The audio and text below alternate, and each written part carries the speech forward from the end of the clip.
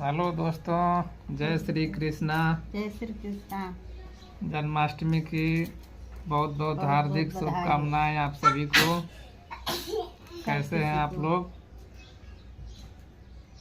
ये देखिए, हम लोग अभी जन्माष्टमी के त्यौहार पर आप लोगों को बधाई दे रहे हैं, सभी लोगों को। और दोस्तों, मेरा तबीयत खराब हो गया है, मेरा ऑपरेशन हुआ है, इसीलिए मैं अभी 6 दिन तक खटिए पर लेटा रहूँगा। और देखिए, इधर नड़ी लगा हुआ है।